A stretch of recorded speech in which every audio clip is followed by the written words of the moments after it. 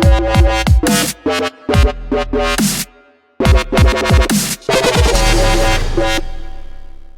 is Dave Meltzer, CEO of Sports One Marketing, and I'm here for this Youngry Facebook Live session.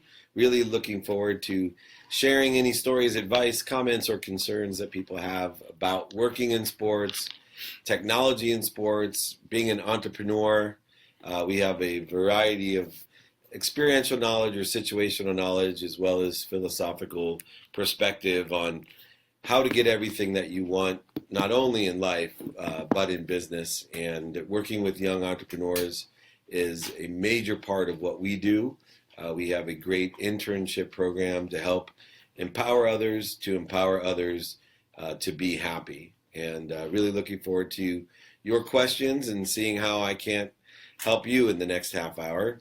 And very excited to be here, very excited to be on the board of Youngry and working with everyone today online. Just waiting for a few people to come online and see what we have. Is a little bit of a background. I started actually my career in technology. Graduated law school. I could have been an oil and gas lawyer or work in the early 90s in something that they called the internet. And one of the first pieces of advice that I got was to become a real lawyer. And so, where I was kind of caught, I asked, like most young entrepreneurs, my mom what she thought, if I should be a real lawyer or get involved in the internet. Well, I asked my mom, and her advice to me was absolutely be an oil and gas litigator, be a real lawyer, because she told me that this internet thing is a fad. And I learned my first really good piece of advice is just because somebody loves you, like your mom or your dad or your grandparents, doesn't mean they necessarily give you good advice. So within 9 months, I went to work for West Publishing, and we put legal research online, created Westlaw, and within 9 months, I was a millionaire. Built my technology career until I was CEO of the world's first convergence device, and became a multimillionaire at that time. And that's kind of where I started my entrepreneurial spirit. Now, I got my first question. Who is someone in sports you think is very entrepreneurial, and why? It's a great question. I think Mark Cuban, probably, and most of the owners, Jerry Jones, they're very entrepreneurial. In order to have the courage to risk everything to be an owner of a team, and that's what those guys did. Both Jerry Jones, Jerry Jones, probably to me the biggest entrepreneur. As a kid, he went into the Houston Astrodome, and in his mind, he said, "I'm going to own a team someday, and I'm going to build the next eighth wonder of the world," which at the time the Astrodome was what AT&T is today. And when he bought the Cowboys, and furthermore, when he went on to build AT&T, he risked everything. He literally could have lost all the billions that he had made within that venture. And so I think Jerry Jones probably is the most entrepreneurial of anyone that I know, because it's one thing to risk nothing and build, but to risk everything and still be an entrepreneur is amazing. The next question is, which type of sports has been the most entrepreneurial? Looking at sports, I think the UFC is the most entrepreneurial and had benefited from that. With the Fertitta brothers, with Dana White, they took a huge risk and built what is now, a $4 billion entity by being entrepreneurial. That sport took on, in a space that boxing was dying, the World Wrestling Federation was dying. Somehow, not only were they able to re-energize and revamp that type of sport, but moreover, was the fastest growing sport over the last decade, and exponentially, to turn it into a $4 billion business was an incredible success. Next question. What's the essential for a good elevator business pitch before pitching to investors? Great question. You need to be more interested than interesting. You need to make sure that you have all the reasons for the business in place, the impact of the business, and the capabilities of the business. And when you do a full reasons, impacts, and capability analysis, you need to come up with a quantifiable summary that can answer one simple question before you pitch anybody. And you need to be able to answer, can you see any reason why you wouldn't want to invest in this company? Or can you see any reason why we shouldn't move forward at the very least?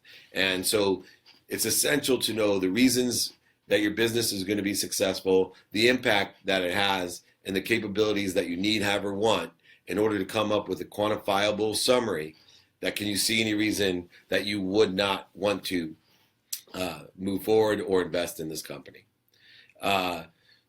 Next one is the person asking me to explain the laws of attraction. And I take the laws of attraction really seriously because I believe the universe is a technology, and that under the context of when we think about what we want, it immediately is a possibility. And when we dream about it, we become inspired. And the minute we become inspired, that possibility becomes a probability. And there's two schools where most people fall down. One, you have those people that refuse to dream and they just work every day. They get so busy working they forget to make money. And then you have the other school that they're laying at home, spiritual, thinking all day, high on their mom's couch, wondering why nothing comes to them that they want. And so the law of attraction deals with making all possibilities a probability, but then also taking action or putting energy forth so that you attract or allow all that you desire to come to you through discipline, strategy, and awareness. And that probability automatically or immediately becomes a perspective or reality. The law of attraction in itself says whatever I put forward into the universe, I'm going to attract mathematically to myself. So if I have attacking thoughts, I'm going to attract attacking thoughts. If I have shortages that I'm concentrating on, what I don't have, I'm actually going to attract more of what I don't have in my life. If I think abundantly, if I think of service, if I think of what value I bring, I only will bring that value. So I get out of my own way, allow things to happen so that things come more rapidly and accurately. I don't allow my ego to have a need to be right, a need to be offended, a need to be superior, inferior, separate. I create an abundant universe where I'm at service so that that abundance is attracted to me, and those who are of service will be attracted to me as well. The next one is how do you balance your busy schedule as a business owner, speaker, author, family man? What are your secrets? A lot of people ask me, how I do the things that I do. And I always say there is no such thing as busy. And let me tell you why. Because there's only 24 hours in a day.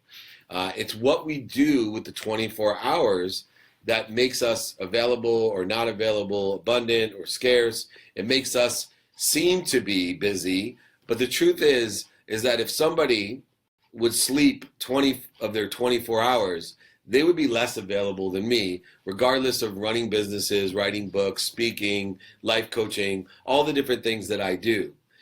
So don't look at people as busy or not busy. Find the most efficient, statistically successful, and effective people and ask them for help. My mom used to always tell me, if you want something done, ask someone who seems busy because they're able to get a lot done anyway. Don't ask somebody that's not doing anything. So the advantage or the system that I have in place is to simply be efficient, statistically successful, and effective with my time, and really be a student of time. Next question, and thank you so much for everyone for all these great questions. What are the trends in sports that entrepreneurs can take advantage of? Two trends that I'd like you to think about. One is technology in general. When we look at sports, all different types of businesses apply to sports, whether it's journalism, law, medicine, technology, whatever, facility management, whatever area, accounting, whatever you're interested in, you could be that within sports. The two areas that I think an entrepreneur should focus in on, which they should for any vertical, is number one, technology. I think there's great growth in every multi-billion-dollar vertical in technology. And within that context, I think there's a ton of entrepreneurial experience and money to be made. And then secondly, the area of esports. Esports is the best secret within sports. Most esports events have 100,000 people attend, with 10 to 14 million people viewing it, more than the NBA Finals. There's huge opportunity and growth within technology and within esports. But within the context of those two sub-verticals is your specialty.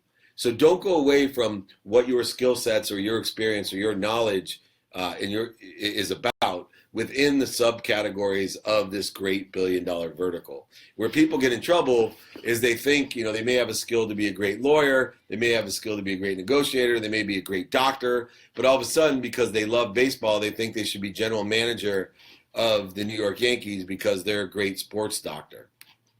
I would say stick within the knowledge, skills, and desire that you have. Let them integrate, and let that be the specialty of your entrepreneurial spirit within sports. The next question, what business decisions do you think Durant made that led him to sign in Golden State? Great question. I get asked these questions all the time. So what Kevin Durant did was balance four different things: his personal values, his experiential values, his giving values, and his receiving values. So he balanced all four of those. So he looked at his integrity, his character, his relationships, love, friendship, all these different things within personal values. He looked at his experiential values of moving from team to team and what that would mean to his brand and whatever. He looked at his giving values of what he has given to Oklahoma and what also that he'd be able to give to the new city that he would be, and all revolved around his own personal and team success. And then finally, looking at his receiving values, playing with Steph Curry, Clay, all those guys, he knew exactly what he was doing. So what led him to make that business decision was the clarity, balance, and focus of his values, and then coming to a balanced, confident conclusion that moving to Golden State would be the best thing for him. And that's usually how we help guide and consult with our athletes to make sure they're making wise decisions. And that's how Durant made what I think is a very, very wise decision. Next question. What advice would you give a young David Meltzer? I love this question. Number one, and I know this may sound silly to the Youngry people, but it applies to being young and being hungry. The number one piece of advice that I give a young David Meltzer is about health. A young David Meltzer, he could eat whatever he wanted, and he did appreciate the fact that he could eat whatever he wanted and that he was in exceptional shape, and that he should by far prioritize his personal health over everything. I always say, put your gas mask on first, your oxygen mask on first before you help others. The older David Meltzer allowed my priorities to get out of line, and had to spend a lot of time bringing my health back to at least a reasonable space. But I wish somebody would have told me as a young David Meltzer, one, that you really got to put your health first. The second one is an entrepreneurial one. I wish somebody would have told a young Dave Meltzer that the key to business is staying in business. The key to business is enjoying the pursuit of your potential.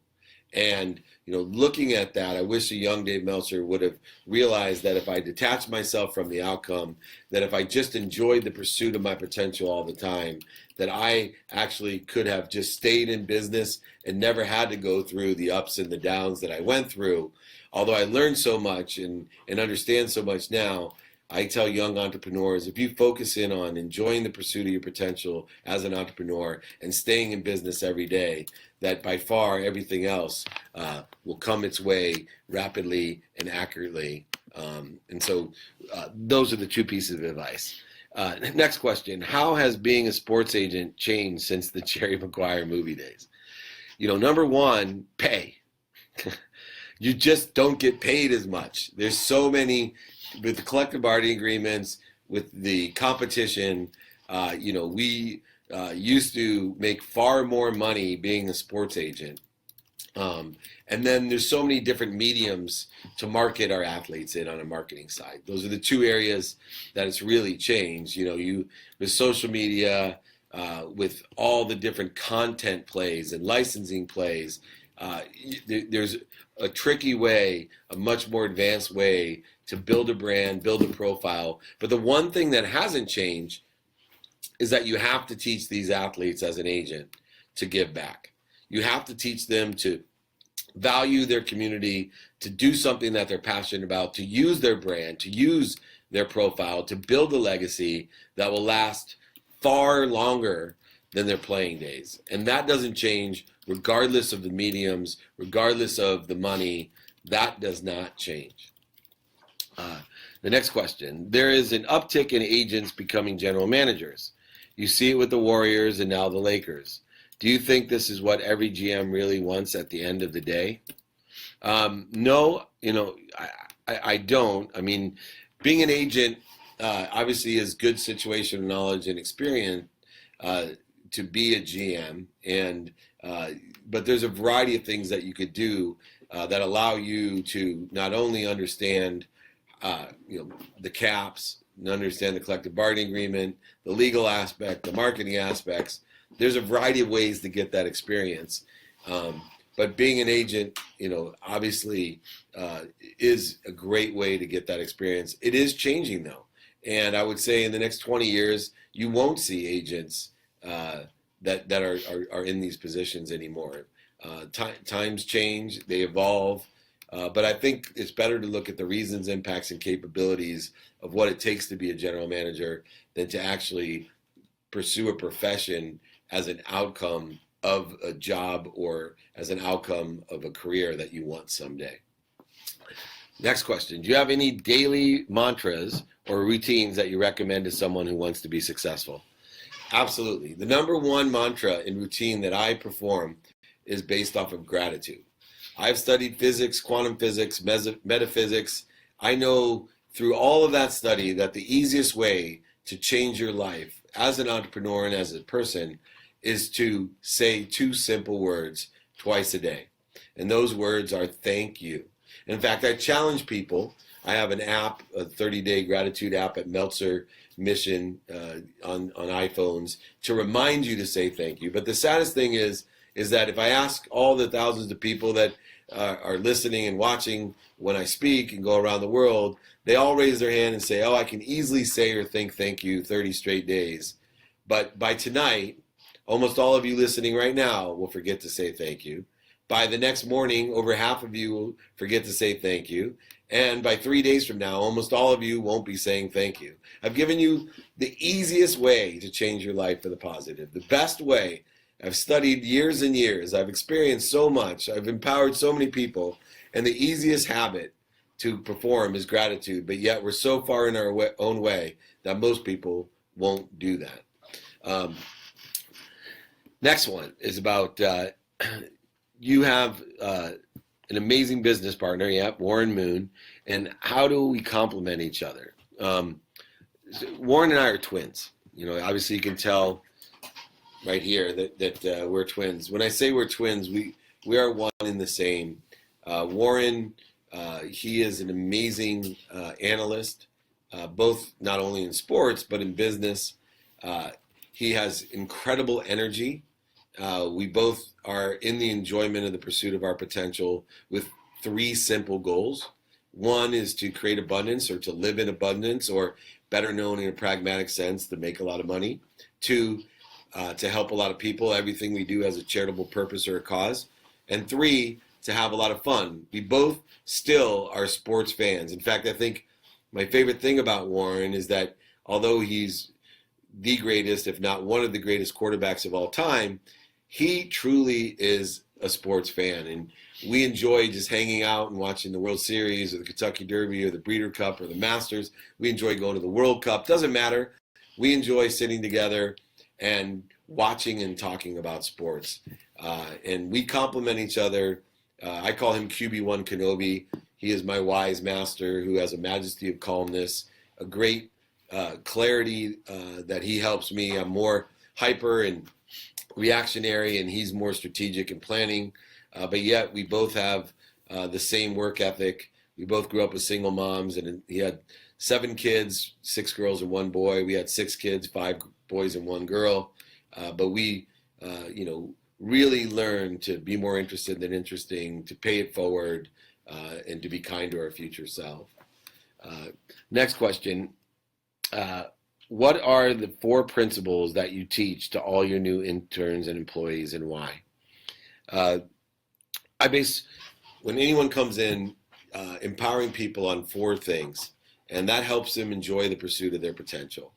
And number 1 is gratitude, because gratitude gives you perspective. It makes your past unbelievable, your present even better, and your future even brighter. Gratitude gives you a positive perspective. When you have a positive perspective, you're able to attract the like energy to yourself. So you're only going to attract more of what you want, more positive abundance to yourself. The second thing that I teach is empathy. Now, empathy is not as straightforward as gratitude or being thankful. Most people get empathy confused with sympathy.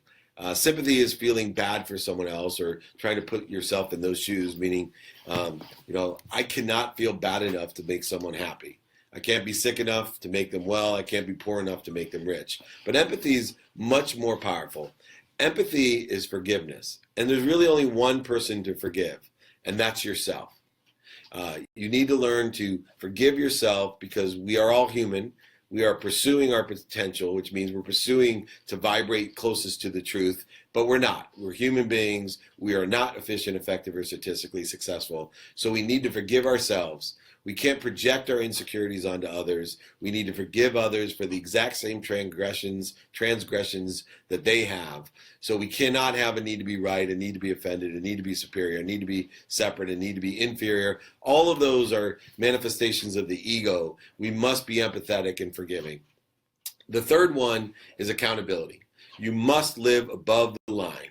You cannot live below the line in blame, shame, or justification. We must be accountable for everything that we have and do. Meaning, if anything happens, we need to simply ask ourselves 2 questions. 1, what did I do to attract this into my life? And 2, what am I supposed to learn from it? So even if someone's texting and runs into the back of you while you're sitting at a stop sign, you need to take accountability. Do not confuse accountability with liability. You still need to find out, according to California law or federal code, who's liable. I'm not saying don't call your insurance company, the police officer, or whoever else may be necessary, a lawyer, so that you can find out who's liable and who should pay the damages of a car accident. But in the end, you need to be 100% accountable. There I go. 100% accountable. What did I do to attract that into my life, and what am I supposed to learn from it? And then finally, 2 things. The last one is effective communication. There's so many different ways to communicate, but in its essence, no matter what mediums you use, whether it's email, text, phone calls, Instagram, Snapchat, Twitter, doesn't matter what medium you use to communicate, there's really only 2 ways you need to learn to communicate. One is this way, to that which inspires you, and the other is this way, to everyone else, to share that inspiration through action, So when we learn to communicate this way, to take our possibilities to probabilities, and then to take action this way, to take that probability and make it your perspective or reality, all the better. So we need to learn to effectively communicate up and out. Next question is, you've seen the Jordan era. Okay, you're going to age me. I saw all the Jordan era, Kobe era, and now the LeBron era. What have you seen from their leadership-wise that we can all learn? Wow, you're talking about 3 different leaders. So let's take them one at a time. Michael Jordan learned later in his career to be a teammate, right? Michael Jordan and wasn't able to win his championship until he learned how to share his talents to make everyone else around him better. And he was a great leader when he learned how to lead by sharing. Kobe led by example. He simply was the first one there, the last one to leave, 19 years old. His work ethic, his dedication, his commitment and competitiveness was unequaled, and he led by example. He was much more quiet than Michael. He already had his game as far as his personal game, sharing. He always had big stars around him, mentors around him, dealing with Shaq during those days. But through great leadership of Phil, he learned how to lead by example. And then finally, LeBron was the opposite of Michael. LeBron actually didn't win a championship until he learned to step up and own it. He always shared. In fact, he shared too much. He was afraid to take that leadership. He was afraid to take control and to let his true talents. And as you saw, and I still believe, that when the game comes down to the line, and if LeBron James is willing to stand and own it, nobody can stop LeBron James, because the better team did not win that championship against Golden State last year. The better leader won, and the better leader was LeBron. If you were to get into a completely different industry and start things all over, what would you choose? I don't see that I'm in an industry, right? Because my philosophy is make a lot of money, help a lot of people, have a lot of fun. I have a common vertebrae that's based off of gratitude, empathy, accountability, and effective communication. But the industries that I deal with today is, number one, technology, 2, sports, 3, transformation or leadership, right? And so all of those 3 multi-billion-dollar industries that I deal with cross over. Sports itself deals with what industries? Every industry. Technology deals with what? Every industry. And transformation or spirituality deals with what? Every industry. So if I was going to choose a different industry, I don't know what that even means, because I'm dealing with every industry within what I believe to be what I am most passionate about, the pursuit of my potential. And my specialties or capabilities are technology, sports, and transformation or spirituality. And those 3 things combined encompass almost every industry. And I take every day, both as a businessman to increase shareholder value, but also as a person to increase my own personal value, which means to live to my higher self, to my higher potential. With whatever comes about, I will be aware of and take advantage of in that pursuit or enjoyment of my potential, which is the definition of happiness. And I know that may not be the interest or question that you're trying to get me to answer, but that's how industry works for me. Great question. What financial advice would you have for young entrepreneurs? I spent the great comment, don't get so busy making money, don't get so busy working you forget to make money. I also learned that you want your money to work for you. But there's an equation for entrepreneurs that you need to know on financial advice. And that equation is that you need to pay yourself. You need to pay yourself and not worry about that money. You can't take your money that you make and then start investing it in real estate and stocks and all this stuff that start taking up all your time and focus away from what you're working on. And so what I learned to do as an entrepreneur, which is really in the second, multi-millions of my life, was to invest my money in guaranteed annuities, things that pay you back that you can just save. And so whether it's 10%, 20%, or 25% of everything I make goes to pay myself, I suggest as a young entrepreneur, you put that way in 100% guaranteed annuities and let it sit there, guaranteed, no downside, more importantly, no time side. Don't take any of your time. Let your money make your money, but my goal every year is to make twice as much money. Then I don't have to worry about my investments doubling every year. If my investments make a guaranteed 3 to 6%, but I'm doubling the amount of money that I make every year and I'm taking 25% of it investing, I'm far better off than there was before. Last question, and we'll end on this because I love LeBron and Michael. Can LeBron ever catch Jordan as the greatest of all time, the GOAT? Absolutely. Absolutely. He can, it's going to be argued for years, but absolutely he can catch him. He can have more championships. He can do it with teams that weren't as great. You can, you'll see, let time see, it's like a Tiger Woods to Arnold Palmer or Jack Nicklaus. We'll see what time and injuries do, but absolutely you can catch him. This is Dave Meltzer, CEO of Sports One Marketing. You can reach me at meltzermission.com.